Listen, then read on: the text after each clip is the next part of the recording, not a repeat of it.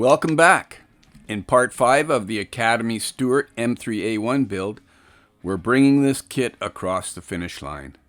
We'll be tackling the finer details, making sure everything comes together seamlessly, and adding those last touches to bring the model to life. Let's get to it.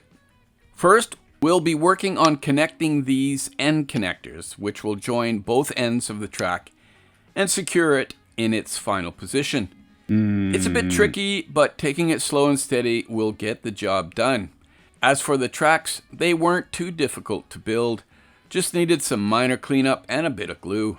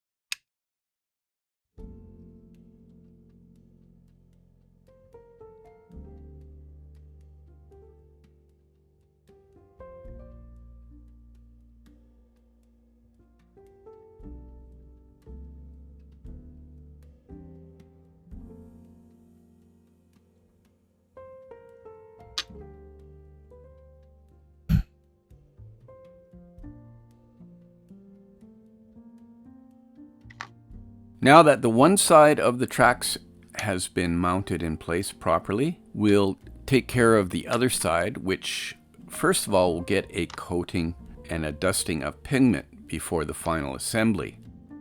I'm keeping the weathering minimal. No heavy mud or grime, just the look of dust from the field.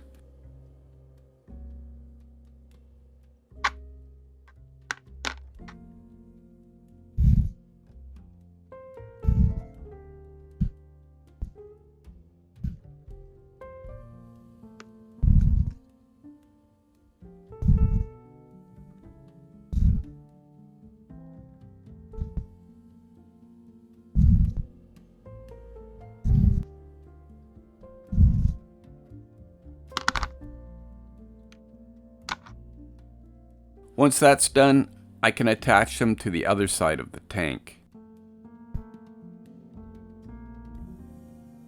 It's a bit tricky if the tracks aren't glued together properly. The bond isn't always strong enough to hold everything in place while adjusting them. Fortunately, this time it worked out.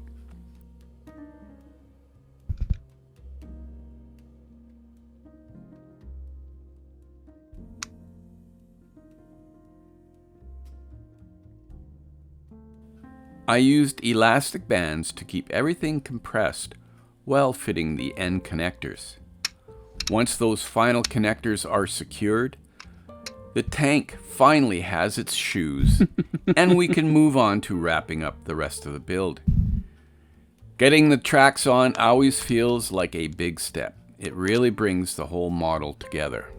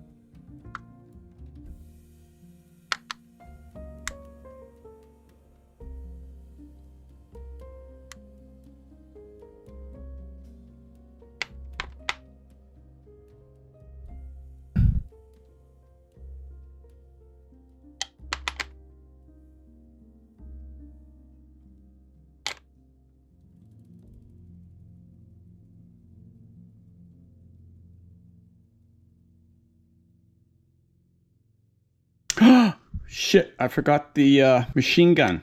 Damn. Oh well. Alright. I'm almost ready to put the lid on top of the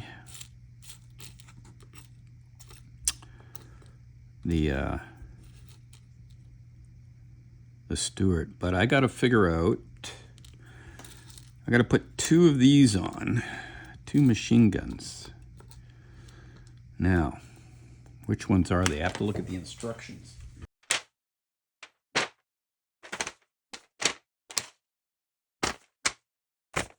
Let's see. So yeah, it's those ones there. Very simple machine. Apparently they had different kind of 50 cals in the Stuart. All right, let's see. Does that go in? Oh, right here. There we go. Take out some Germans. Bad guys. Actually, all right. How am I going to do this? Doesn't really have much of an attachment point. It's just like stick them in the hole and glue them, I guess. I think the kit that's coming from Mini Art might have a little bit more authentic mounting of these. I'm really looking forward to getting that kit.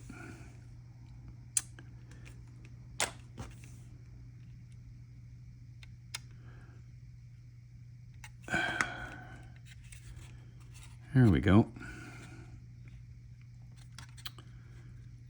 So now we can put this all together. Let me have one more think about this. Let's cover this up.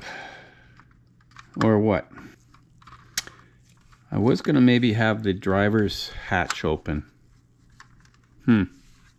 With a figure sitting down inside there. Maybe I'll hold off on gluing this for now. The M3A1 Stuart light tank, an evolution of the earlier M3, introduced several refinements aimed at improving both combat effectiveness and crew survivability. One of its most distinctive features was the inclusion of twin 30 caliber Browning M1919A4 machine guns, mounted in fixed positions on either side of the hull. These hull-mounted machine guns were intended to provide additional suppressive firepower against infantry and soft targets during advances or defensive engagements. Unlike the coaxial 30 caliber machine gun mounted alongside the main 37mm M6 gun in the turret, these two hull-mounted weapons were fixed forward firing and operated by the driver. This design allowed the tank to lay down suppressive fire while maneuvering, a feature seen in several early war American and British armored vehicle designs. The 30 caliber M1919A4 was an air-cooled, belt-fed machine gun that had proven its reliability since its introduction during World War I. Chambered in .30-06 Springfield, it had an effective rate of fire of around 400 to 600 rounds per minute and an effective range of approximately 1,000 yards.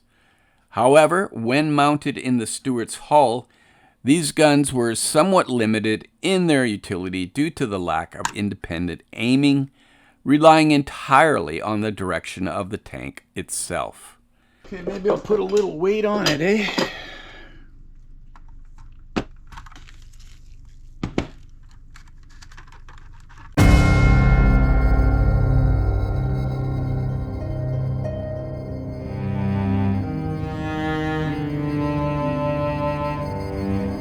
Wait.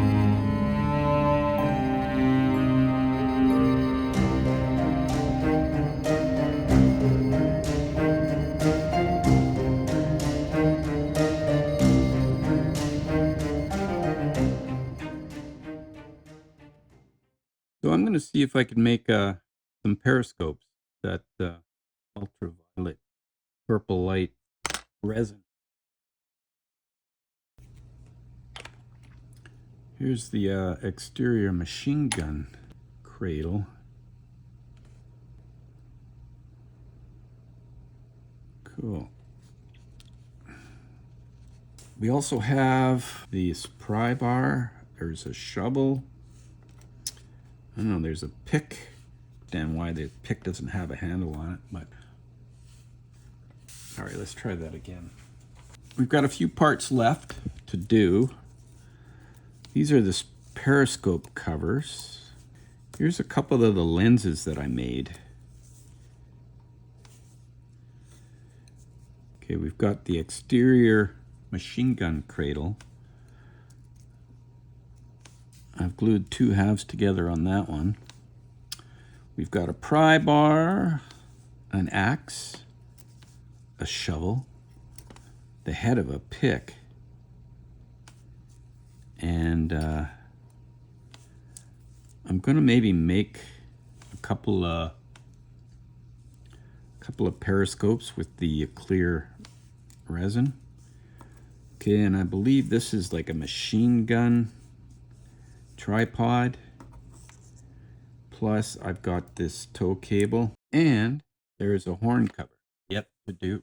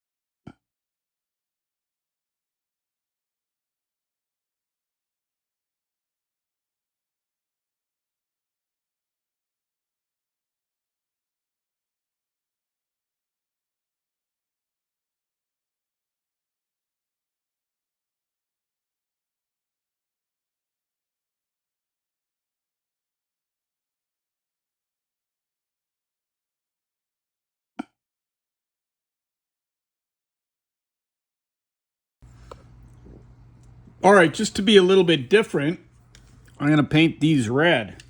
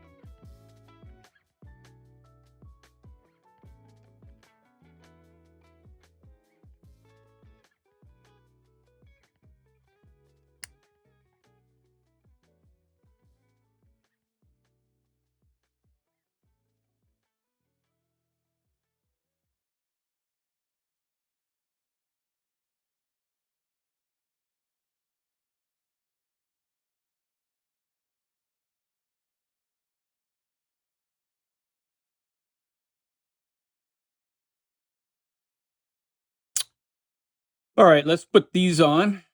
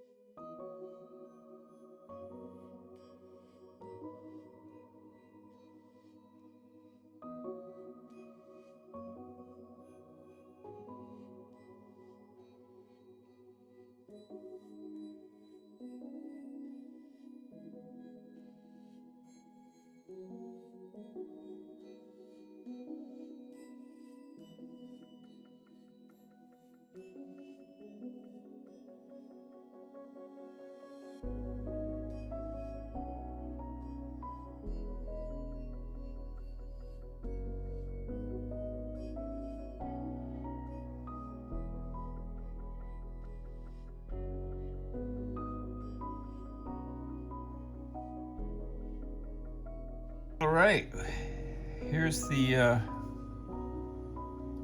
clear periscopes that I've made from the original here.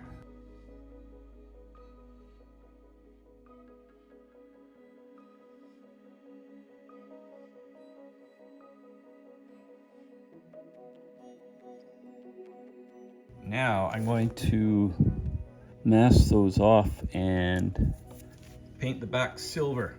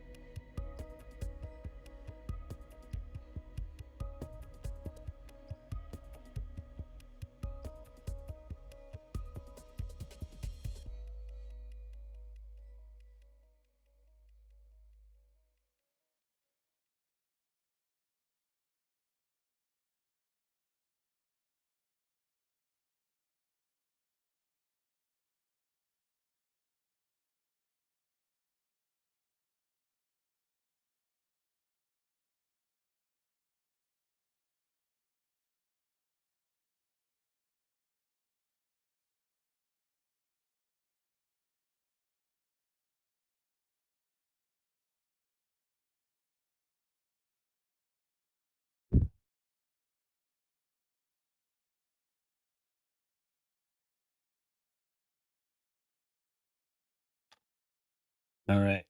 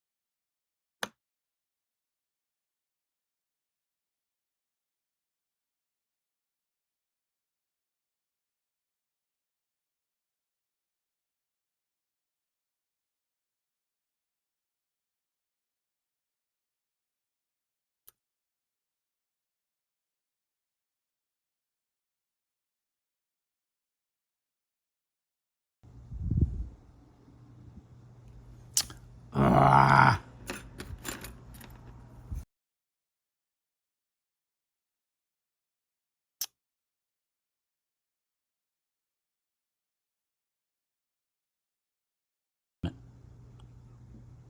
Oh well. What a mess. Whatever. Stupid.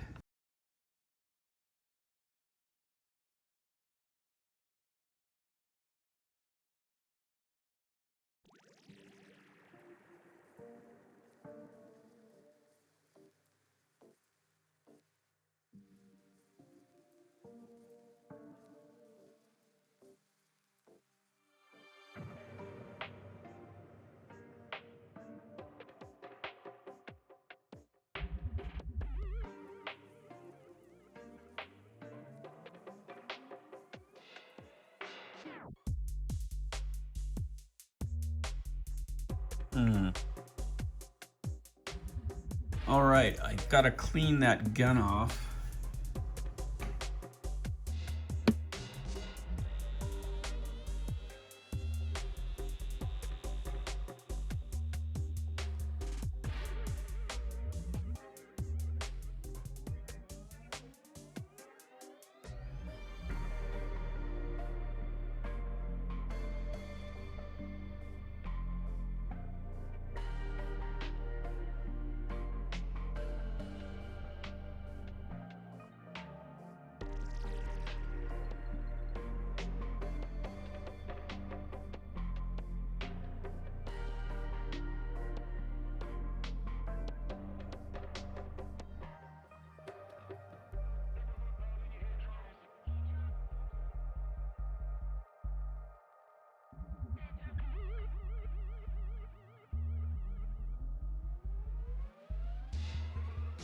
Right.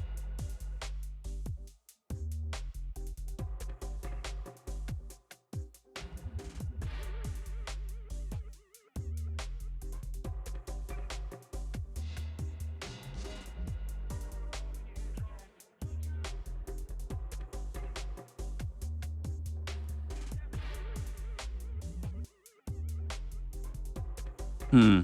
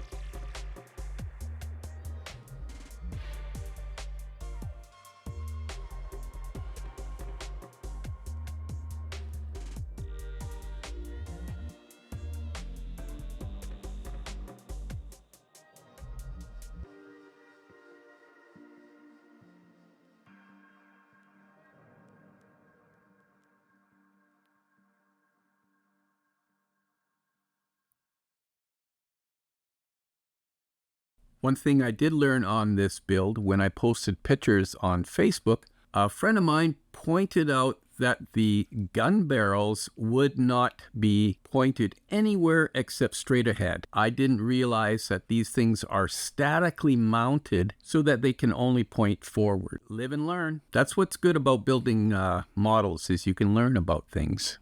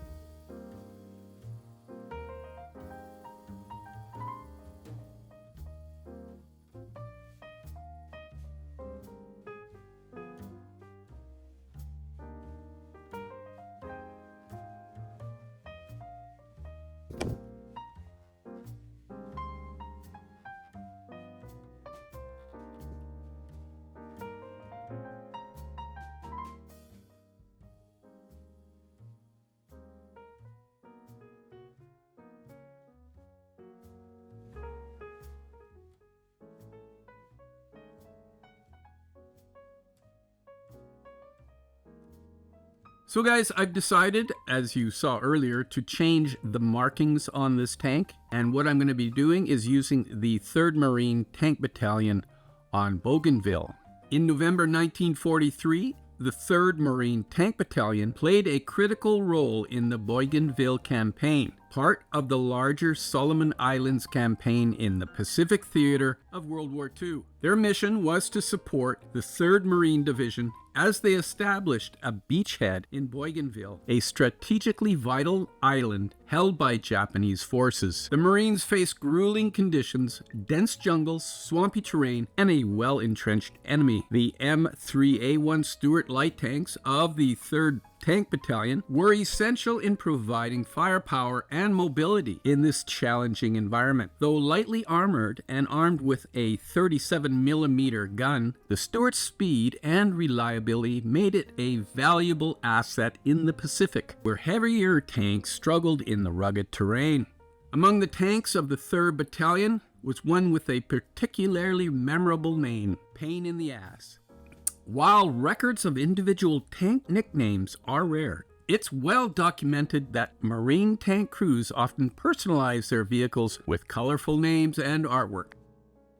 Pain in the Ass likely reflected the crew's sense of humor and resilience, as well as the tank's reputation for being a tough, reliable workhorse in the field. The crews of the 3rd Tank Battalion worked tirelessly to keep their Stuarts operational. The humid, muddy environment of Bougainville took a toll on the tanks, requiring constant maintenance. Despite these challenges, the Marines adapted, using their ingenuity to keep their tanks running and ready for action. During the campaign, the 3rd Tank Battalion saw intense combat.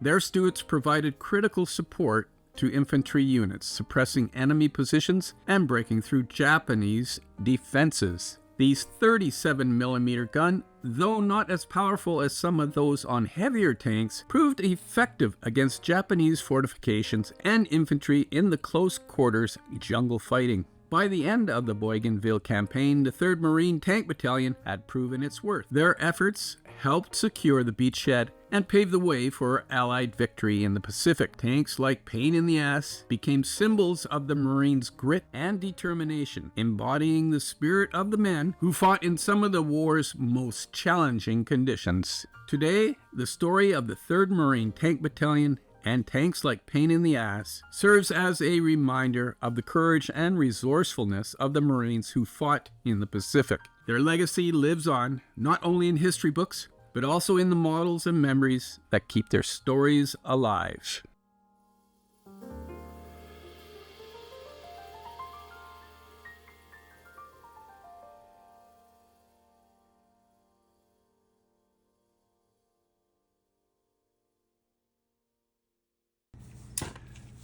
Okay, I'm going to paint this silver.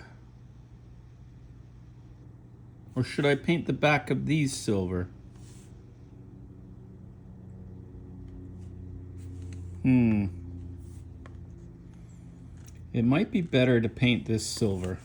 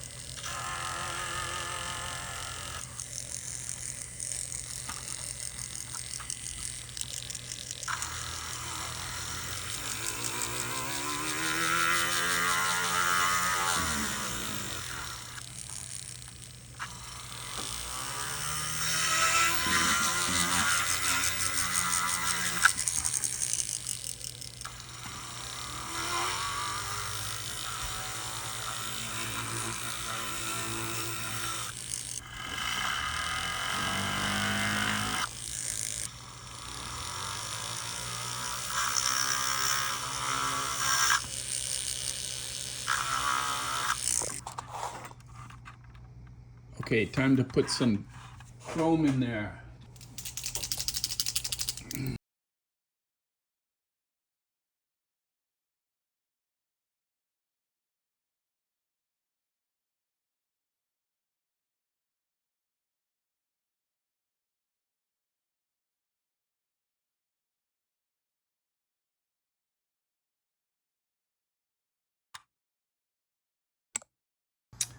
Okay, well these decals seem to be sucking down really well. I know there's this big thing now about not using a gloss coat for your decals, but this surrounding area of this decal is so organic that if I were to just put that on the regular paint without doing the usual gloss and then another gloss on top of the decal to blend it all in, yeah, you would see the difference between the paint and the underlying paint of the clear area on the decal. Anyway, I'm happy enough with it.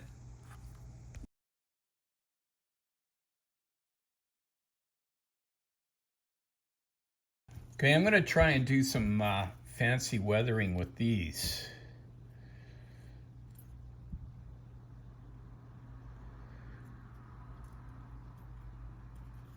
Okay.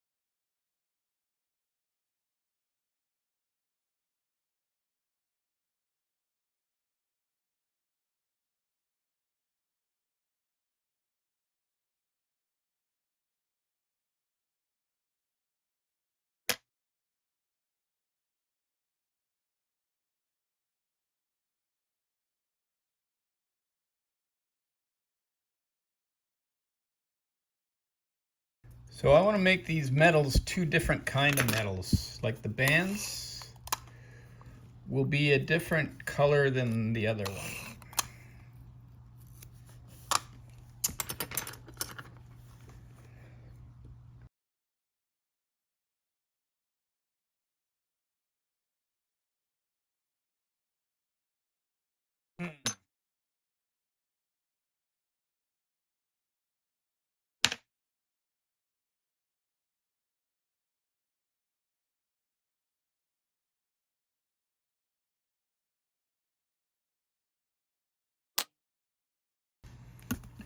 I'm going to experiment with this. Like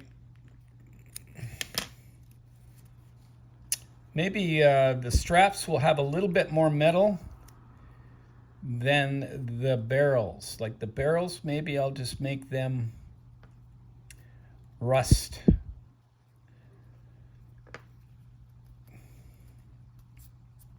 All right.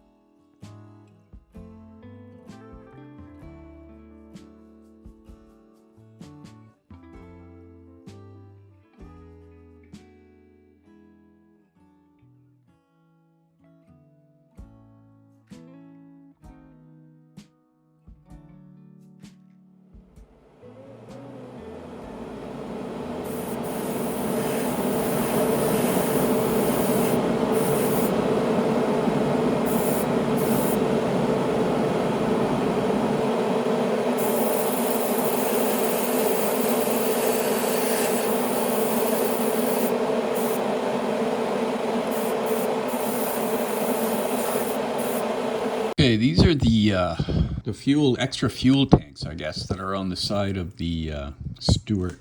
They go up here, I guess, like that.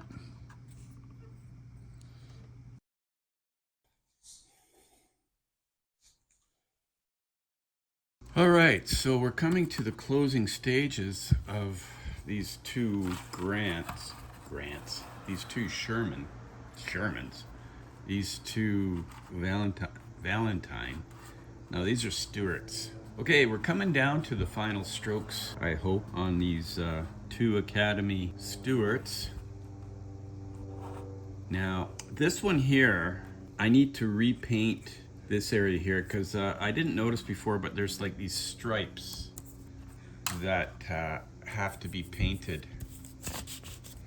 So I'm gonna have to repaint the lighter color on there and then go on and make those stripes. This one here, I've got to put the these fuel tanks on, but this handle, grab handle, needs to come off because it won't fit. So these things go onto the bottom somehow of that. Now they would have you glue these onto the tank, but I think what I'm gonna do is to put them on the... All right, so here's a drawing. So there's a drawing here that I can use. So that goes in line with these things here.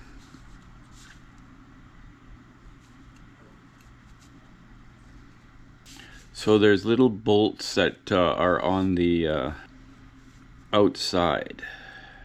Now,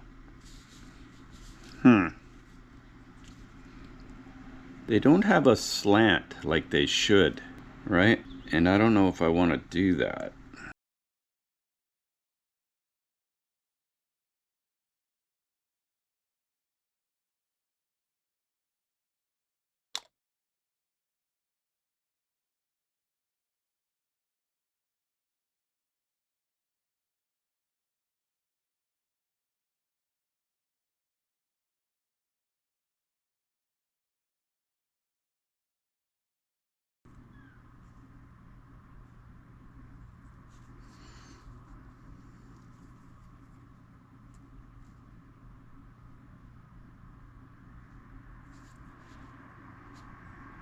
So you can see that bottom has to line up with this bottom. All right. So I'll do the rest of them and I'll come back and show you how that looks. All right, well, here you go. So then that gets put, let's see, here's a drawing. Like I say, this has got to come off.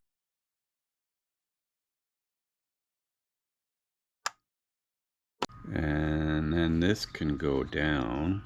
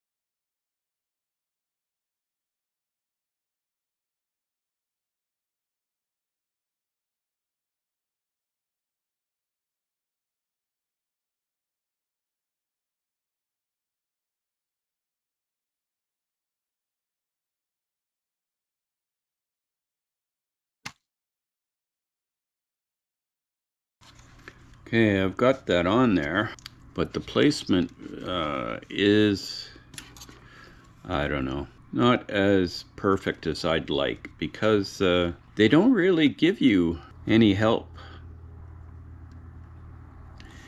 Anywho, it is what it is.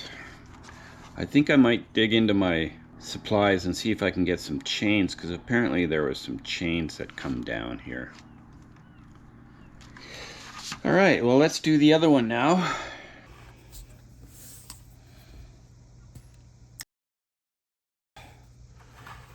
Last few little things to do on here.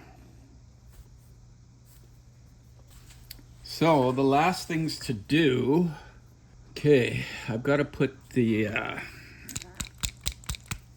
got this liquid chrome pen.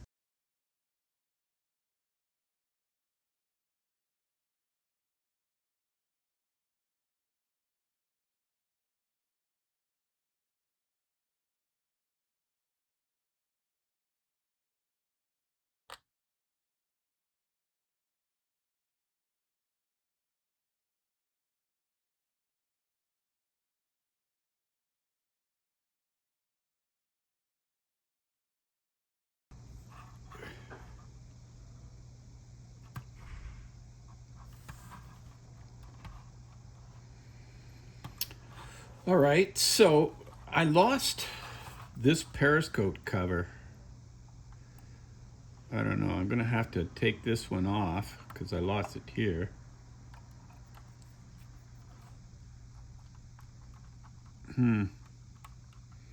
Are you gonna come? Ay, ay, ay.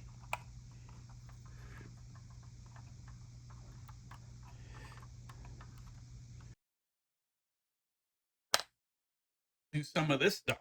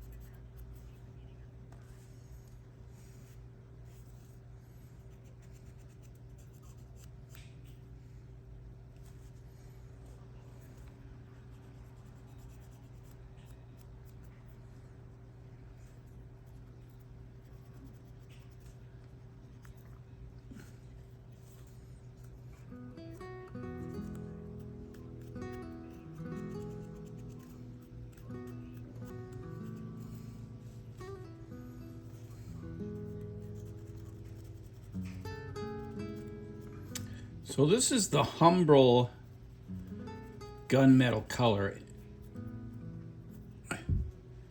And it is buffable.